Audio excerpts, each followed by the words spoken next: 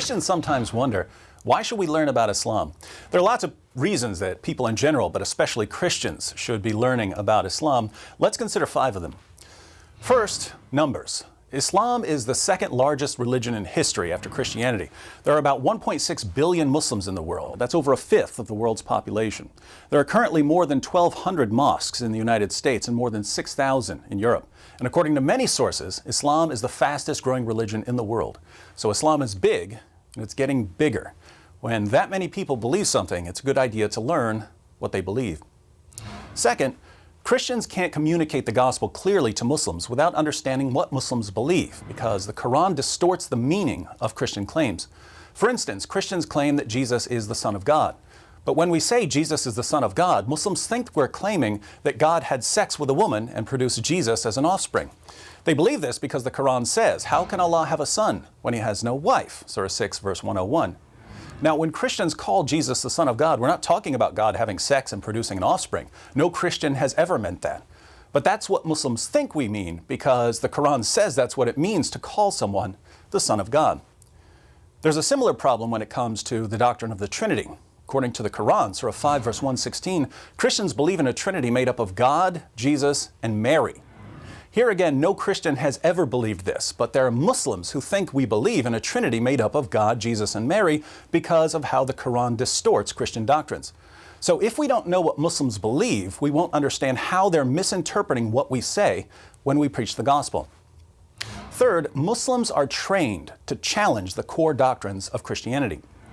Jesus taught his followers lots of things, but when they preached the gospel in the book of Acts, they preached that Jesus is the divine Son of God who died on the cross for sins and rose from the dead. Deity, death, and resurrection. These are the 3 core teachings of the Christian gospel. Islam denies all 3 of them, and so Muslims are taught to challenge Christians on these issues. Muslims are taught to attack Christianity where it matters most. If Christians don't know about Islam, we won't know how Muslims are going to challenge our beliefs, and we won't know how to challenge their beliefs. Fourth, many Muslims are so confident that Islam is true because they've been told all their lives that it's indisputably true that they can't seriously consider any alternatives to Islam. My best friend in college was a Muslim. That's why I started studying Islam. We talked about Christianity for a couple of years, but he was so confident that Islam was true, he really wasn't taking Christianity seriously.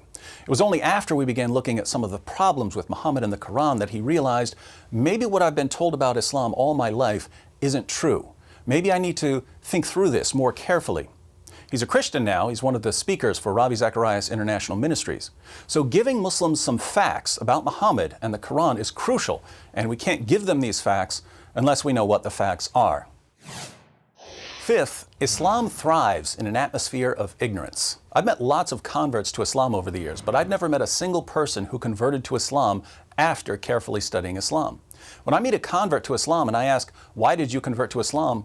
it's almost always because the person was given some false information. The reason so many people fall for this false information is that there's a general atmosphere of ignorance about Islam, which allows Muslim preachers to say pretty much whatever they want because no one's going to correct them. These preachers are then free to adapt their message to the values of their audience. In the West, we believe in women's rights. So the Muslim preacher says, "You believe in women's rights? Muhammad was a champion of women's rights. He was probably the greatest defender of women who ever lived." People in the West usually have a high respect for science. So the Muslim preacher says, "The Quran is filled with scientific claims that could only be verified centuries after Muhammad's death. Science proves that Islam is the truth." In an area where no one knows much about Islam, many people believe what they hear from these Muslim preachers and they convert to Islam. The only way this is going to stop is if we get to a point where we know enough about Islam to refute false claims. When a Muslim preacher says Muhammad was a champion of women's rights, hands need to go up to question him about Quran verses that refute him. So Islam is already a massive religion and it's growing rapidly. Muslims often don't understand the gospel because they're misinterpreting our claims based on the Quran's distortion of our claims. Muslims have been taught to criticize core Christian doctrines. Many Muslims can't take the gospel seriously until their own beliefs have been challenged, and people are converting to Islam based on false information. All of these are reasons for Christians to learn about Islam.